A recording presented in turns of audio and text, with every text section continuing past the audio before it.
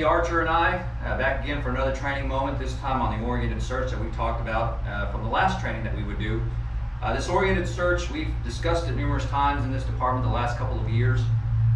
We've performed it at the drill field, we've performed it with our cadets. Our cadets are learning it based on, they're learning it and also learning the previous method that we had. But the oriented search, what it does is it gives us an opportunity to find the victims quicker and also gives us an opportunity to survive much better. And the reason is, as we know, materials that are going into houses are burning quicker, fire is spreading from room to room faster, the risk of failure is occurring more often, firefighters are having to go in deeper into hotter environments where there's a potential we may be caught, we may run out of air. So doing something where we can get in and find the victim and get out a lot quicker ultimately means safety for us. So here we're going to demonstrate a couple of examples on what the oriented search is. The way I think about this is the conversation needs to be started in the truck as we're going en route to the scene. We need to be talking about what tools we're taking. We need to be talking about who's going to be the officer in charge of that line, who's going to answer command when they call for the interior team. But also, we need to have the conversation about what search tactic are we going to do based on the structure that we're going to. The good thing about the oriented search technique is it can be used in about 80-90% of the structures that we have here in the city. And we'll talk about where it works and where it doesn't work so well, which is why we need to train still on both. But the key is going to be that we grasp onto the oriented search technique and try to utilize that as much as possible. It's going to give us and the victim a better outcome of survivability. So with that, LT? So our traditional search method is the basic wall search. Defined in the textbook as one person being on the wall, one or more people searching out, going around in a left-hand or right-hand pattern to cover each room until you cover the whole structure.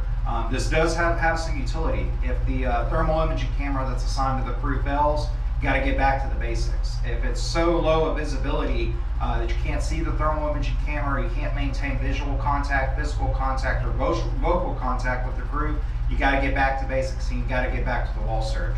But as Chief said, 89% of the buildings in our response district are going to be available for the oriented search method.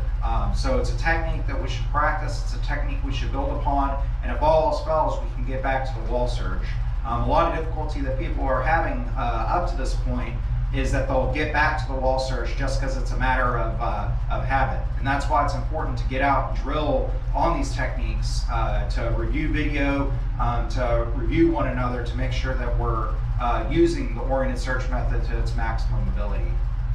I will say one other thing. This isn't a new technique. This isn't a new buzzword. This isn't a new unproven skill. Many of us have done it in our searches already. Many of us have done this in a search in a true structure fire or at our drill field. And you'll recognize it when we start doing it. But we've already been doing this. We just haven't put a name to it. But now we've got a name to it. We've had a name to it for the last year or so, 2 years that we've been talking about doing it. And that name should be in our vocabulary. We should be able to spit it out and say, hey, this is a perfect opportunity for us to do the oriented search. It's going to be safer. It's going to be quicker. We're going to get the victim. We're going to get in and out. And let's do it. And everybody at that point should understand, okay, he said oriented search, so that's what we're going to do. So I'd like to cover a couple of scenarios here before we start the oriented search. And as you can tell, they're doing a traditional search method, maybe one person on a wall, one person following. And you can see how the person following is just doing that. He's just following. He's not reaching out and he's not touching the middle, and they're too focused on staying on a wall to complete a search in a small room that there's a potential of other victims that may be encountered that need assistance, that need us to rescue them. And you know, this method has its place. Too often we focus on keeping track of someone's foot or touching them or reaching out, touching hands.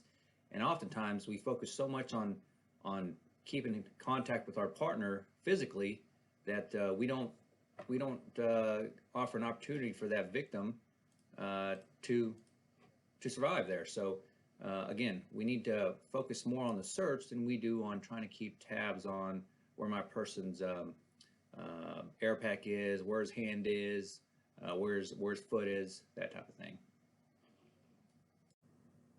So here's a scenario that we sometimes encounter either in training or real life is that we tend to pack too many people into one room, and we end up searching the same area that the person in front of us searched. So once again, that causes time to be wasted. That gives that potential surviving victim in another room less chance of surviving.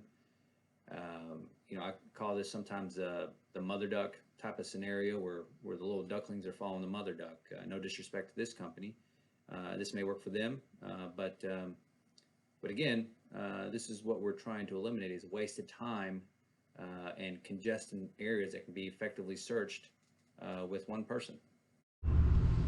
Okay, so what we're going to demonstrate is 3 different ways that you can use your searchers in order to maintain orientation. So one person's going to be the anchor. In this case, I'm going to be acting as the anchor. I got my thermal imaging camera. I got my 2 search firefighters. They may or may not have tools with them whenever they're doing their search. They'll have the tools with them, but the question is what they should do with them. For me personally, I like to leave my tool at the door. That way I know when I complete my search of the room. Also, if I'm swinging that tool around, I could hit and injure a patient. But it's also the case if I hit them, I still got to search out and put my hands on them. So I'm doing twice the effort and still having to use all my effort to move that tool around through the room.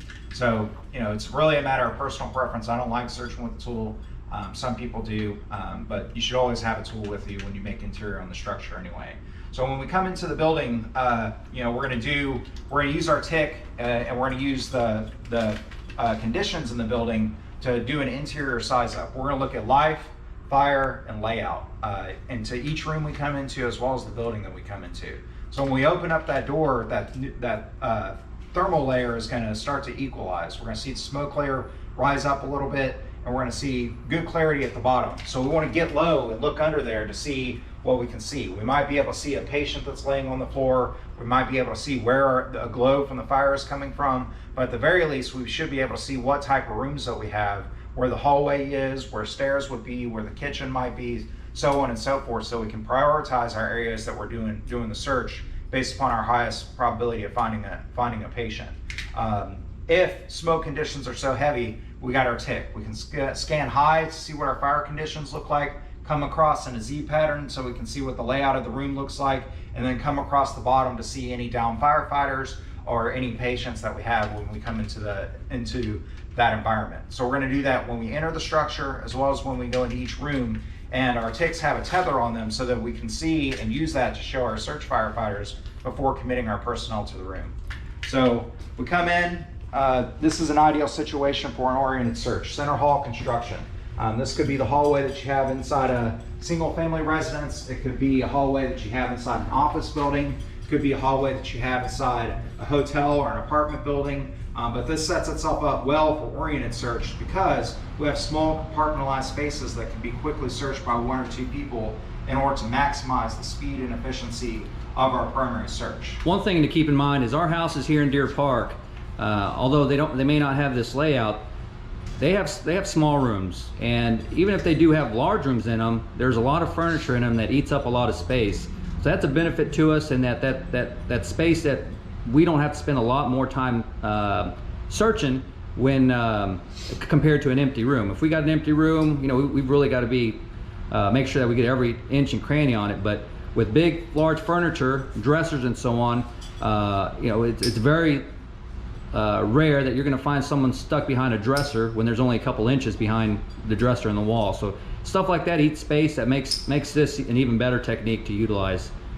So one point of emphasis here is ordinarily we'd be searching with the charge line when entering our IDLH atmosphere. In this case, we're not going to drag a charge line through the station, but just keep in mind that we're going to focus on moving that line, do some searching, move that line some more, do some more searching, so on and so forth. If we're trying to do both at the same time, the line's going to get caught up on something, it's going to waste our energy doing that, and our search is going to suffer because we're focusing more on moving the line than actually doing your search. So keep in mind your tactical priorities: life safety, incident stabilization, property conservation. We really need to try and knock out that primary search in 5 or 10 minutes in order to maximize the possibilities for the victim's survival.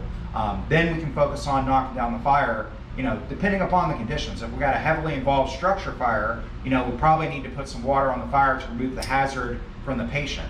On the flip side, if we have a fire that's contained to one bedroom or one area of the house, we can remove the patient from the hazard by committing ourselves to the primary search and then committing ourselves to fire suppression tactics. So we're coming in on our center hall type environment. The first scenario we come to is rooms on both sides of our both sides of the hallway. In this case, I can commit each of my searchers to one of those rooms. Each of these rooms about 10 by 10 feet. Shouldn't take one person more than 30 seconds a minute in order to do a search. Before I do so, we're going to get low. We're going to size up that room. We're going to look on our tick together and look at our fire conditions up high, bring it across in Z pattern so he can see what the layout looks like, and then bring it across the bottom so that he can see if there's any dumb firefighters or patients that are in there. After he has a good idea what that layout looks like, he's going to go in. I'm going to stay as his anchor point so that he can maintain orientation. So go ahead and go search. On the flip side over here, I have another room that's relatively close. I can keep watching my firefighter over here. And I can do the same practice here. Look at our fire conditions up high, bring it across in Z pattern to look what the layout looks like, then bring it across low so he can see that any patients or firefighters that we got in there. And he can go in and do a quick search. So this anchor person here is relying heavily on that thermal imaging camera. But what he does is, with him not being into this search, with Max not being inside this room trying to do this search, it allows him to pay attention to conditions that are going up top. If there's fire growing in the attic space, in the concealed space, he can see it with his thermal imaging camera while he's here. He's also listening to command, listening to radio traffic, listening to see if conditions are getting worse outside. And at the same time, he's keeping track of his two guys, one that went in either room, and he's able to do that all at one time. Now, if he was involved with the search, then he loses some of his ability to multitask, like he's able to do in this type of search. So it's a large safety incentive here that he's able to pay attention to what conditions and what's happening outside of the search pattern as well. So notice how I position myself so I can maintain my accountability of my crew. I got good visual in here. If I need to look and see where my other person's at, I can look down here and see where he's at. I got good accountability for both of my members. And perhaps most importantly, my job is to maintain orientation of my crew relative to the building's construction. These guys, they're trying to stay on the wall if they can, but depending upon the size of the room, they might have to get off. But I know what the layout looks like because I have the tick, because I've done my size up, and because my job is to maintain my orientation vis-a-vis the building's construction. So if they get lost inside the room, I can make noise to bring them back to where I'm at. That's a good use of that tool that they left at the door. I can use that to make some noise to bring them back. I'm staying low so I can maintain visual with them so that if they do get lost, I can say, hey, turn around, or hey, go left, hey, go right, something like that. My job as the oriented man, as the anchor point, is to help maintain the orientation not only to fire conditions, not only to command or radio traffic, not only to the accountability of my individuals, but most of all, for as a team, our orientation with regards to the building construction, how we got in, where we're at, and how we get out. Let's talk about a scenario here where Cutter just is in the middle of searching this room. Firefighter Blackwell here has completed this room, and suddenly Cutter comes to a door. Let's say this black filing cabinet is a door. So at this point, Cutter, the oriented search is a lot about communication as well. So having good communication is very, very is a necessity in this. Door. Cutter can communicate back to our anchor man, hey, there's a door. Our anchor man can see that this guy is completed this search over here, and he may decide to send this second firefighter in to go search that room on its own. Go to that door, search that room. And Cutter can continue doing his search in this room, all while keeping tabs with the anchor man. The anchor man keeping eyes on his guys. So that is just a scenario that we may encounter, whether that's a kitchen, not a kitchen, a closet, a walk-in closet, a small little bathroom, basically a room within a room. So one of the key benefits here is the energy conservation, right? We got two people that are searching, cutting our search time in half. We don't have to commit everybody to the room, going around in a circle, running the risk of creating that mother duck, trail of ducks type routine. If Blackwell searched over here and Bishop searched over here, one of them might finish quicker. That gives them a second to regroup in the hall, get their bearings, catch their breath before we move on to the next room. We do twice the searching in half the time by splitting up our crews in this case. May not always be the case, but this might be the situation. If my room's back down here, and I got a room up here that needs to be searched, I may not be able to maintain accountability on both ends. So we got to have some other tactics in order to maintain accountability and contact with our firefighters while we're continuing to do the oriented search. So let's look at something like that. So we keep moving. We come down to another room. This room, is not a huge room by any stretch, but it's a little bit bigger than the other rooms that we looked at. So in this case, we can split our crew again and send them in opposing directions to cover this room in half the time with twice our personnel. So again, before we commit, I'm gonna stand high, look at my fire conditions, bring it down in a Z pattern so we can see the layout of the room, and then bring it across the bottom to see any downed firefighters or any patients that we have. So I'm gonna say to one firefighter, hey, you go right, you go left, and then I'm gonna send them in to search. So they're maintaining basic orientation with the wall, working until they meet themselves in the middle. And then once they get done, they can follow the wall back, or they can make a straight beeline with me. I might have my box light or my helmet light or something like that. They can come straight back to me. They don't necessarily have to follow the wall. Again, using twice the personnel allows us to search in half the time, conserving our energy, conserving our air, and maximizing the survivability of the patient by helping us complete the primary quicker. So the next room we come to might be a really small room. In this case, we don't necessarily need to commit both people to search in this small room, because they're going to get bogged down on one another. They're going to end up searching the same area twice. So in this case, I might just commit one person, leave my other person at the door. The benefit of doing that is if he finds a patient in there, I can send the other one in to help bring the patient out.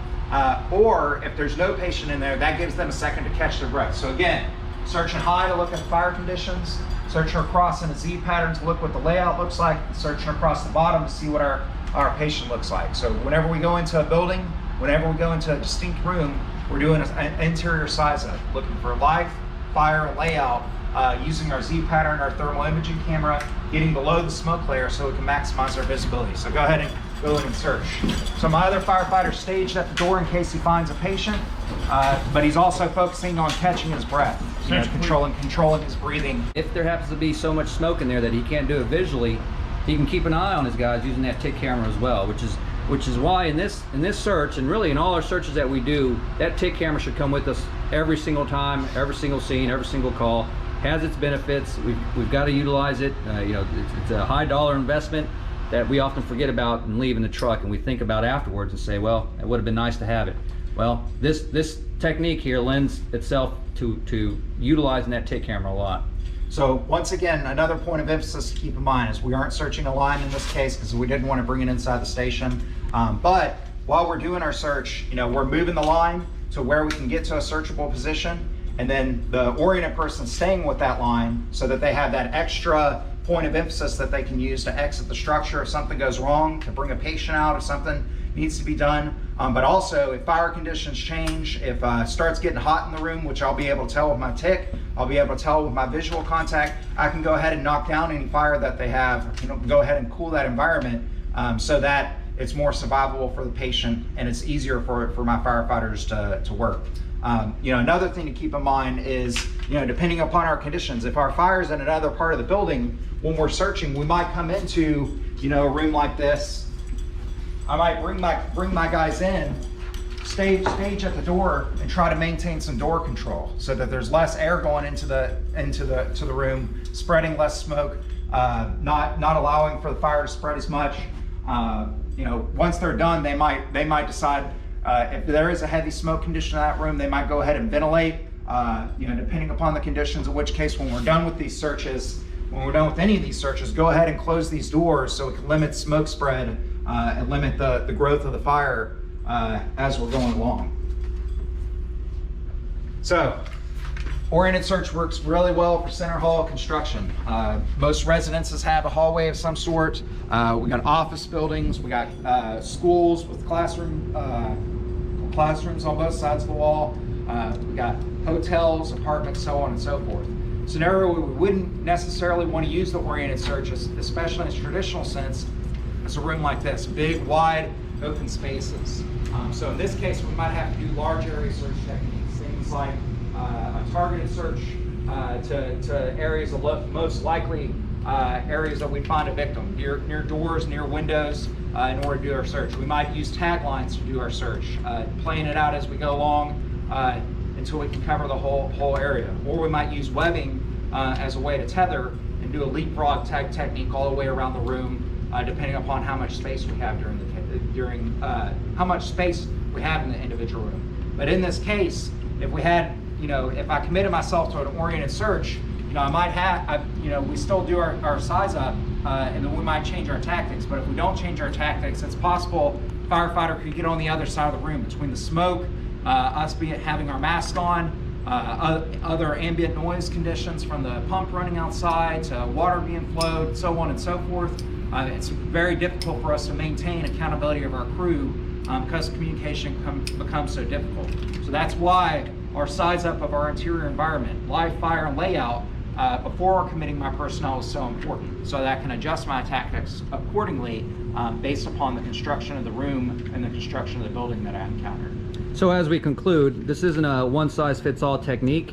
Again, it really should be discussed as you're making your way to the scene, as you're picturing where you're going to, but also the decision has to come in once you make on scene and you do your quick size up as you're masking up or whatever it may be, that you decide, are we going to continue with the traditional search technique, or would it be a benefit to use this oriented search? At any point in time, you could make the change, just like we did here. As we worked down the hallway, we had an effective oriented search availability here, but as we come into this room, then we may decide that may not work for us. Let's revert back to the other. In this case, we bought a lot of time by being able to do that search in there so effectively that now we have a little bit more time where we can utilize the traditional search to utilize this room and find those victims.